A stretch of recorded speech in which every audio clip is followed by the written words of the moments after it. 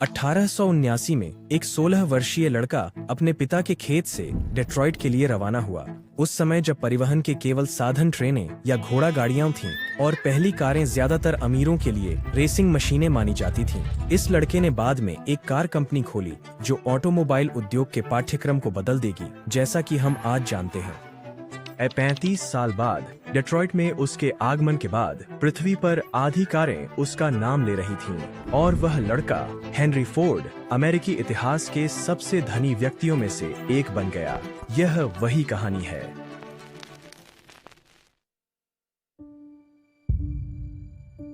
Henry Ford का जन्म उनके पिता के फार्म पर 30 जुलाई 1863 को हुआ था, जो अब डियरबोर्न, मिशिगन में है। उनके पिता विलियम फोर्ड के पास एक फार्म था जहां परिवार के सभी सदस्य रहते और काम करते थे, और 6 बच्चों में सबसे बड़े बेटे होने के नाते हेनरी से उम्मीद की जाती थी कि वह परिवार के व्यवसाय को संभालेंगे। हालांकि वह अपने पिता की तरह नहीं थे और कभी भी उनके व्यवसाय में रुचि नहीं रखते थे।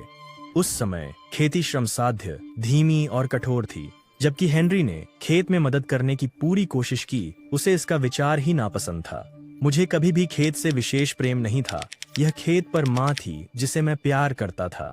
Henry Ford. ज्यादातर बच्चों की तरह हेनरी को स्कूल जाना पसंद नहीं था और वह 8वीं कक्षा से आगे नहीं बढ़े। वह अपनी शर्तों पर चीजें सीखना पसंद करते थे और कम उम्र से ही उन्हें यांत्रिकी में बहुत रुचि हो गई। मशीनों के प्रति इस जिज्ञासा ने उन्हें हर उस मशीनरी का अध्ययन करने के लिए प्रेरित किया जो उनके सामने आई। 12 वर्ष की आयु में उसके पिता ने उसे एक पॉकेट घड़ी उपहार में दी और उसके मूवमेंट्स के साथ खेलने के बाद उसने सीखा कि इसे मिनटों में कैसे खोलना और फिर से जोड़ना है, साथ ही अपने दोस्तों और रिश्तेदारों की घड़ियों को भी।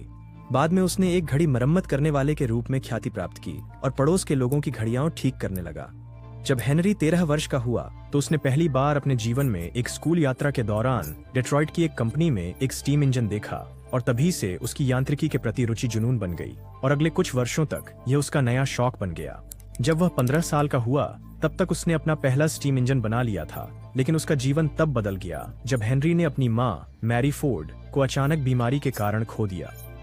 हेनरी ने अपनी माँ के साथ गहरा संबंध साझा किया था और वह खेत पर किसी और से अधिक उनके करीब थे। उनकी मृत्यु से हेनरी बहुत दुखी हो गए और खेत के प्रति उनकी नफरत बढ़ गई।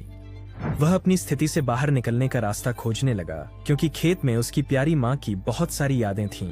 16 साल का होने के बाद और अपने पिता की इच्छाओं के खिलाफ हेनरी ने अपना सामान पैक किया और जीवन में एक नई दिशा की तलाश में गांव छोड़ दिया। उस समय डेट्रॉइट भाप इंजन की वजह से तेजी से उद्योग का शहर बनता जा रहा था और शहर काम की तलाश में युवा इंजीनियरों के लिए भूखा था।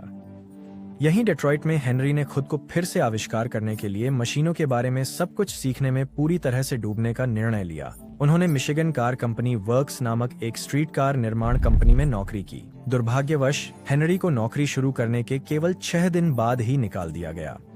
कुछ समय तक बेरोजगार रहने के बाद उन्हें James flower and brothers machine shop में एक प्रशिक्षु के रूप में नौकरी मिली, जहां उन्हें प्रति सप्ताह $2.60 मिलते थे, लेकिन यह उनके किराए के लिए पर्याप्त नहीं था। इसलिए हेनरी ने अपने बचपन के जुनून का अच्छा उपयोग किया। उन्होंने एक रात की नौकरी जौहरी के रूप में पाई, जहां वे प्रति सप्ताह $3 के लिए 6 घंटे प्रति रात और सप्ताह में 6 दिन घड़ियों की सफाई और मरम्मत करते थे। इतने सारे काम एक साथ करने के बावजूद हेनरी फिर भी जब भी उनके पास खाली समय होता मशीनों का अध्ययन और प्रयोग करते थे। 1882 में जब वह 19 वर्ष के हुए, हेनरी फोर्ड ने मिशिगन वापस घर लौटने का निर्णय लिया। वह अभी भी खेती से नफरत करता था, इसलिए उसने वहां बहुत कम काम किया और अपना अधिकांश समय खेलते और खेत पर मिली मशीनों के साथ प्रयोग करते हुए बिताया। सौभाग्य से उसके पिता ने एक पोर्टेबल स्टीम इंजन खरीदा था, जो किसानों के बीच जल्दी ही एक सामान्य बात बन गई थी। हेनरी ने अपना अधिकांश समय इस मशीन के साथ बिताया और इसमें इतने कुशल हो गए कि उनके पिता के खेत के एक पड़ोसी ने उन्हें अपनी स्टीम इंजन चलाने के लिए $3 दिए और वहीं से फोर्ड की मशीनों के प्रति प्रतिभा और कौशल मिशिगन में फैल गया। हेनरी की प्रतिभा की खबर न्यूयॉर्क के शेनेक्टडी से वेस्टिंगहाउस इंजन कंपनी के जिला प्रतिनिधि तक पहुंची और इसलिए कंपनी ने उन्हें काम पर रखा। हेनरी का काम दक्षिणी मिशिगन में यात्रा करना और वेस्टिंगहाउस स्टीम ट्रैक्टर इंजनों की स्थापना और सेवा करना था। साल 1885 में हेनरी ने न्यू ईयर ईव पार्टी में क्लारा जेन ब्रायंट से मुलाकात की और अगले साल सगाई कर ली। शादी के तोहफे के रूप में हेनरी के पिता ने अपने बेटे को 40 एकड़ जमीन दी, लेकिन इसे खेती की जमीन में बदलने के बजाय हेनरी के पास अन्य विचार थे। 1891 में हेनरी और क्लारा डेट्रॉइट के एक छोटे अपार्टमेंट में चले गए। इसी समय के आसपास हेनरी को एक ब्रिटिश पत्रिका मिली और उन्होंने गैस इंजन के बारे में सीखा। यह गैस इंजन एक जर्मन इंजीनियर निकोलस ऑटो द्वारा छोटे पैमाने पर बनाया जा रहा था और यह भाप इंजनों से बहुत अलग और अधिक कुशल था। एक बात के लिए उन्हें शुरू करने के लिए 30 मिनट की आवश्यकता नहीं थी, क्योंकि इंजन ने अपनी सभी दहन क्रियाएं आंतरिक रूप से की। हालांकि यह नया इंजन यूरोप में तेजी से लोकप्रिय हो रहा था। अमेरिका में इसके बारे में कुछ ही लोगों ने सुना था। सौभाग्य से उसे शहर में कोई मिला जिसके पास एक था। हेनरी तुरंत गैस इंजन से प्यार कर बैठे, लेकिन वह यह नहीं समझ सके कि यह कैसे काम करता है, और यह तथ्य कि गैस इंजन एक इलेक्ट्रिक स्पार्क से चालू होता था चीजों को और भी जटिल बना देता था। ये जानते हुए कि उन्हें इसके बारे में और अधिक सीखना होगा, हेनरी ने एडिसन इल्यूमिनेटिंग कंपनी में रात के इंजीनियर के रूप में काम करने के लिए आवेदन किया, जहां उन्हें प्रतिमाह $40 का वेतन मिलता था। उस समय कंपनी डेट्रॉइट की सबसे बड़ी इलेक्ट्रिक कंपनी थी और यह शहर के 1000 घरों में भाप इंजन का उपयोग करके बिजली उत्पन्न कर रही थी। इसलिए यह हेनरी को वहां काम करने के लिए अधिक योग्य बनाता था। उसका काम मुख्य रूप से इंजन को ठीक करना था। जब भी वह खराब हो जाता या उसमें कोई खराबी आ जाती, लेकिन जब वह ठीक काम कर रहा होता तो उसके पास करने के लिए ज्यादा कुछ नहीं होता। इससे हेनरी को बिजली और इसके काम करने के तरीके के बारे में सीखने के लिए पर्याप्त समय मिला। 1893 में हेनरी और क्लारा ने अपने पहले और एकमात्र बच्चे एडसेल ब्रांड फोर्ड का स्वागत किया और उनके जन्म के सिर्फ 3 महीने बाद हेनरी को मुख्य इंजीनियर के पद पर पदोन्नत किया गया, जिसमें उन्हें प्रति सप्ताह $100 का वेतन मिलता था। उसी वर्ष हेनरी ने अपनी पहली काम करने वाली गैस इंजन बनाने में सफलता प्राप्त की, जो बिना घोड़े की गाड़ी बनाने के उनके सपने की पहली सीढ़ी थी। 4 जून 1896 को ठीक 1:30 पर उन्होंने अंततः अपनी प्रयोगात्मक कार को गैस इंजन का उपयोग करके पूरा किया। उन्होंने इसे क्वाड्रिसाइकिल कहा। क्वाड्रिसाइकिल मूल रूप से एक साधारण यंत्र था जिसमें 2 साइकिलें एक के बगल में एक रखी गई थीं और इसे एक गैसोलीन इंजन द्वारा संचालित किया गया था। हालांकि प्रयोग सफल रहा, इसके कुछ अपने मुद्दे थे। इस प्रायोगिक कार में 2 गियर थे और इनमें से कोई भी गियर रिवर्स या आगे बढ़ने के लिए नहीं था। लेकिन सबसे बड़ी समस्या यह थी कि इसमें कोई कूलिंग सिस्टम नहीं था और इसलिए कार कुछ समय चलने के बाद ओवरहीट हो जाती थी। हेनरी ने कार में कई समायोजन किए, लेकिन सबसे उल्लेखनीय था वाहन में एक कूलिंग सिस्टम जोड़ना। बाद में उन्होंने वाहन को $200 में बेच दिया और उस पैसे का उपयोग एक और बड़े प्रोजेक्ट के लिए किया। डेट्रॉइट के मेयर के समर्थन से हेनरी ने अपनी दूसरी प्रायोगिक कार बनाना शुरू किया और इसे जुलाई 1899 तक पूरा कर लिया। यह नई कार पहले वाली से बड़ी, मजबूत और भारी थी। एक सुबह हेनरी ने विलियम मर्फी नामक एक धनी लकड़ी व्यापारी को अपनी नई गाड़ी में टेस्ट ड्राइव के लिए ले गए। जब तक टेस्ट ड्राइव समाप्त हुई, विलियम हेनरी के व्यापार में शामिल होना चाहते थे और जल्द ही उन्होंने हाथ मिलाया और 5 अगस्त 1899 को डेट्रॉइट ऑटोमोबाइल कंपनी की स्थापना हुई। दुर्भाग्यवश कंपनी कई कारणों से केवल 1 साल बाद विफल हो गई। हेनरी की कार को सुधारने के विचार शेयरधारकों के विचारों के अनुरूप नहीं थे, जो उन पर यात्री कारें बनाने का दबाव डाल रहे थे। एक और कारण यह था कि उनकी कारों के लिए आवश्यक अधिकांश पुर्जे विभिन्न कंपनियों द्वारा बनाए जाते थे और इसके परिणाम स्वरूप जब भी कोई डिलीवरी देर से होती थी, पूरी फैक्ट्री को डिलीवरी का इंतजार करना पड़ता था। इससे उत्पादन में काफी समय लग गया। उनकी पहली कार, जिसे उन्होंने डिलीवरी वैगन कहा, बनाने में 6 महीने लगे और कंपनी के पहले 2 वर्षों के दौरान उनमें से केवल 20 ही बनाई गईं। इन सब के परिणाम स्वरूप हेनरी को उनके पद से निकाल दिया गया। लेकिन भले ही उनकी पहली कंपनी असफल हो गई थी, वह आशावादी बने रहे। असफलता बस फिर से शुरू करने का अवसर है, इस बार अधिक बुद्धिमानी से। हेनरी वास्तव में राहत महसूस कर रहे थे जब उन्हें नौकरी से निकाला गया, क्योंकि उन पर कम दबाव था और अब वह अन्य चीजों पर ध्यान केंद्रित कर सकते थे। हेनरी ने अपनी ध्यान रेसिंग कारों की ओर मोड़ने का निर्णय लिया। कारण सरल था। रेसिंग कारें संयुक्त राज्य अमेरिका में एक बहुत लोकप्रिय खेल बन गई थीं और हेनरी अपने कारों और उनकी गुणवत्ता को प्रदर्शित करने के लिए एक मंच चाहते थे। और इसके अलावा शहर में बहुत से लोकप्रिय लोगों को जानने के बावजूद उनमें से कई लोग डेट्रॉइट ऑटोमोबाइल कंपनी के साथ जो हुआ, उसके बाद उनकी योजनाओं में निवेश करने के लिए तैयार नहीं थे। 1 साल बाद फोर्ड की नई डिजाइन की गई रेसिंग कार ने क्लीवलैंड ऑटोमेकर अलेक्जेंडर विंटन की गाड़ी को हरा दिया, साथ ही देश के प्रमुख राष्ट्रीय रेसिंग ड्राइवर ग्रोस पॉइंट को भी। हेनरी की 26 हॉर्स पावर वाली गाड़ी शहर में चर्चा का विषय बन गई और इस तरह की लोकप्रियता ने निवेशकों को वह आत्मविश्वास दिया जिसकी उन्हें हेनरी का दूसरी बार समर्थन करने के लिए जरूरत थी। परिणाम स्वरूप फोर्ड मोटर कंपनी का जन्म हुआ, जिसमें हेनरी मुख्य इंजीनियर थे। ज्यादा समय नहीं बीता था कि हेनरी की स्थिति फिर से एक पतले धागे पर लटक रही थी। इसका कारण यह था कि हेनरी रेस कार बनाना जारी रखे हुए थे, जिससे उनके निवेशक नाराज हो गए। वे चाहते थे कि वह यात्री कारें बनाएं जिन्हें वे जनता को बेच सकें, और इसलिए उन्होंने एक और हेनरी मार्टिन लेलैंड को उनके काम के लिए लाया। फोर्ड नाराज थे कि उन्होंने किसी और को उनकी जगह लेने के लिए लाया था, और इसलिए उन्होंने कंपनी छोड़ दी।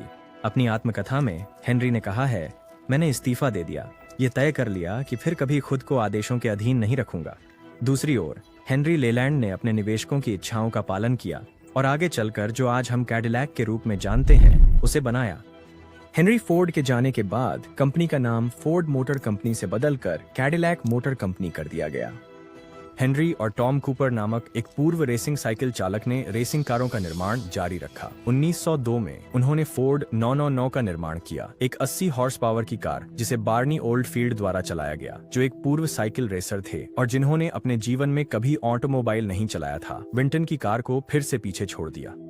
1904 तक हेनरी की नई कार ने सभी अमेरिकी रिकॉर्ड तोड़ दिए। 191.4 मील प्रति घंटे की शीर्ष गति से चलकर इन रिकॉर्डों और जीतों के साथ हेनरी ने खुद को रेसिंग कारों के लिए सबसे अच्छे अमेरिकी डिजाइनर के रूप में स्थापित कर लिया था। इस तरह की प्रतिष्ठा के साथ उन्हें पता था कि जब भी वह अपनी तीसरी कंपनी शुरू करने के लिए तैयार होंगे, निवेशक फिर से उनका समर्थन करेंगे।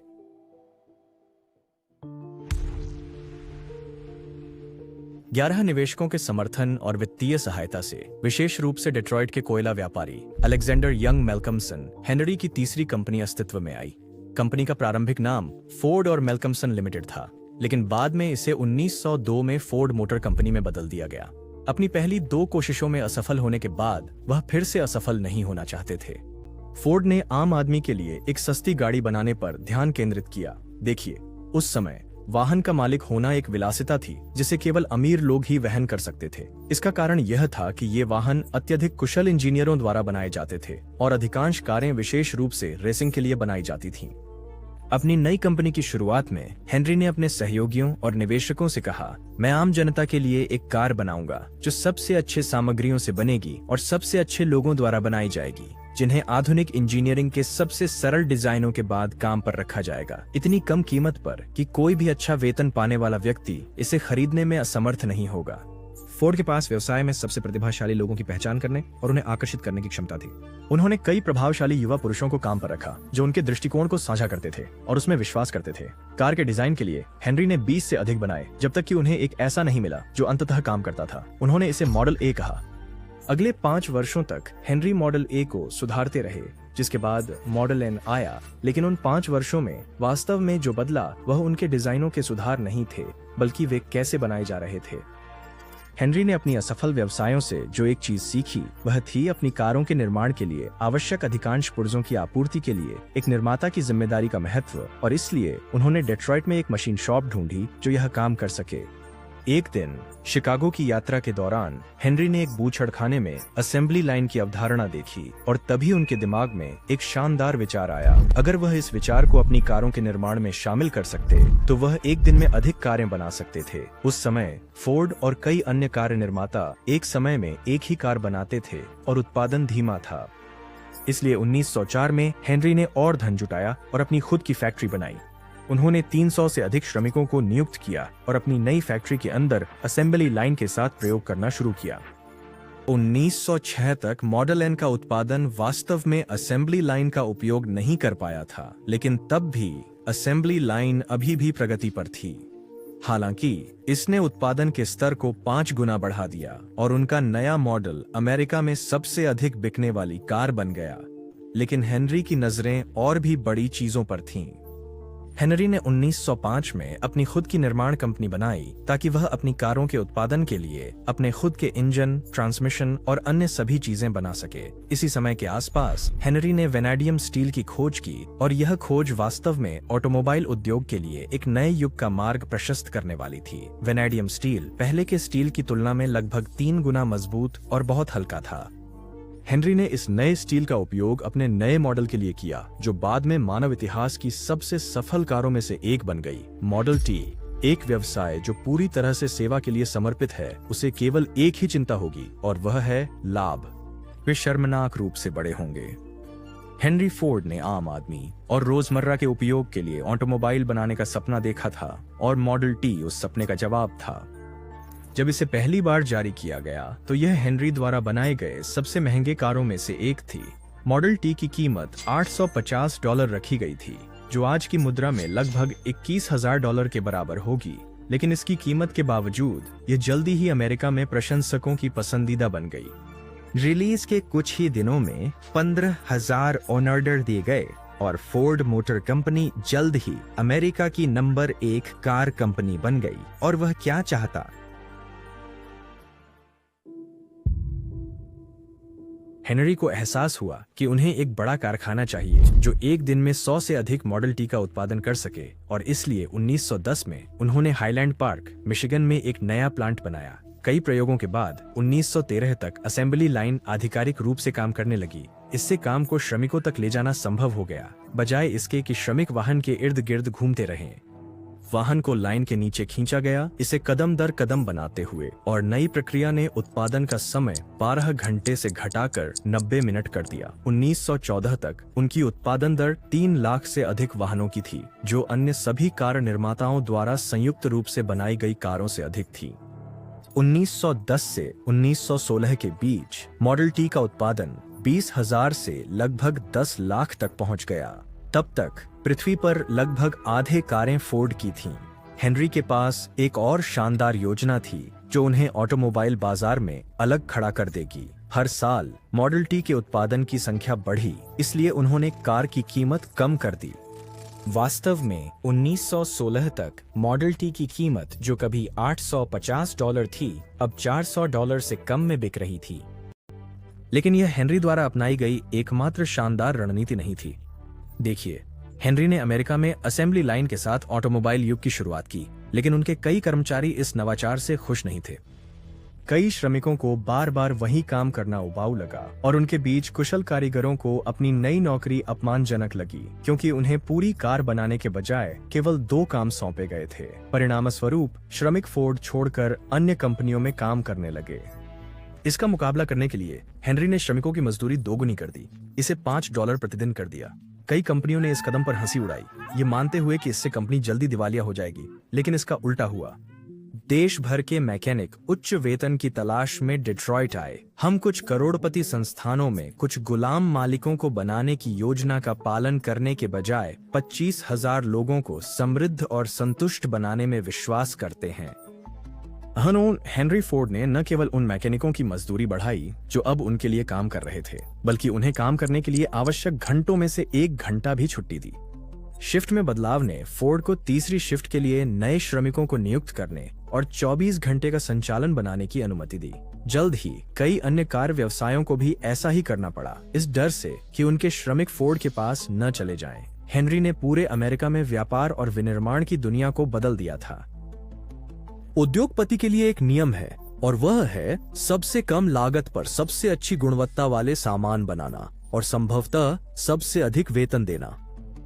1919 में हेनरी फोर्ड कंपनी में अन्य निवेशकों के हस्तक्षेप से थक गए और उन्होंने सभी को खरीदने का निर्णय लिया। परिणामस्वरूप डेट्रॉइट में कई करोड़पति बन गए, लेकिन इसने हेनरी फोर्ड को दुनिया की सबसे बड़ी ऑटोमोबाइल कंपनी का एकमात्र मालिक भी बना दिया। बाद में हेनरी ने अपने 26 वर्षीय बेटे एडसेल फोर्ड को अपनी कंपनी का अध्यक्ष बनाया, लेकिन वास्तव में हेनरी ही सब कुछ चला रहे थे। हालांकि कंपनी पर पूर्ण नियंत्रण की कीमत थी जिसे अमेरिका का सबसे अमीर व्यक्ति भी नजरअंदाज नहीं कर सकता था। हेनरी को विश्वास था कि मॉडल टी ही वह कार है जिसे अधिकांश लोग चाहते हैं। उन्होंने अधिक महंगी लेकिन स्टाइलिश और आरामदायक कारों जैसे शेवरले की बढ़ती लोकप्रियता को नजरअंदाज कर दिया। जैसे कि वह जिद्दी और हठी व्यक्ति थे, उन्होंने अन्य फोर्ड अधिकारियों या यहाँ तक कि अपने बेटे एडसेल की भी नहीं सुनी। जब उन्होंने कहा कि नए मॉडल का समय आ गया है, 1920 के दशक के अंत तक हेनरी गिरती बिक्री के आंकड़ों को नजरअंदाज नहीं कर सके। इसलिए उन्होंने अंततः मॉडल टी असेंबली लाइन को बंद करने और एक बिल्कुल नई कार डिजाइन करने का निर्णय लिया। नया मॉडल 1927 में जारी किया गया था, लेकिन यह नई कार अब हाईलैंड पार्क में नहीं बनाई गई थी, बल्कि मिशिगन में रोग नदी के किनारे एक बड़े कारखाने में बनाई गई थी।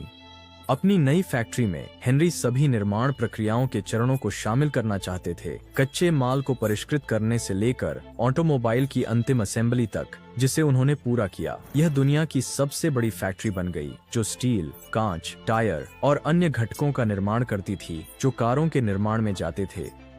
हालांकि निर्णय लेने पर फोर्ड का एक व्यक्ति का नियंत्रण अब सफलता का सूत्र नहीं था और 1936 तक फोर्ड मोटर कंपनी अमेरिकी बाजार में जनरल मोटर्स और क्रिसलर कॉरपोरेशन के पीछे तीसरे स्थान पर आ गई थी। यहाँ तक कि हेनरी के नवीनतम वियर ऑट इंजन के डिजाइन के साथ भी यह पर्याप्त नहीं था। हालात और भी खराब हो गए और महामंदी के उदय के साथ फोर्ड को श्रमिकों को निकालने और अपनी दरें कम करने के लिए मजबूर होना पड़ा। 1943 में हेनरी के बेटे की पेट के कैंसर से मृत्यु हो गई और इसीलिए उन्होंने कंपनी को 2 और वर्षों तक चलाया, इससे पहले कि उन्होंने फोर्ड मोटर कंपनी का नियंत्रण अपने पोते हेनरी द्वितीय को सौंप दिया। हेनरी अपने एस्टेट में सेवानिवृत्त हो गए और बाद में 7 अप्रैल 1947 को मस्तिष्क रक्तस्राव से उनकी मृत्यु हो गई। जीवन अनुभवों की एक श्रृंखला है जिनमें से प्रत्येक हमें बड़ा बनाता है, भले ही कभी कभी इसे समझना कठिन होता है, क्योंकि दुनिया चरित्र को विकसित करने के लिए बनाई गई थी और हमें यह सीखना चाहिए कि जो असफलताएं और दुख हम सहते हैं वे हमें आगे बढ़ने में मदद करते हैं। आज फोर्ड मोटर्स कंपनी का बाजार पूंजीकरण लगभग $70 अरब है और यह दुनिया की सबसे बड़ी कार कंपनियों में से एक बनी हुई है।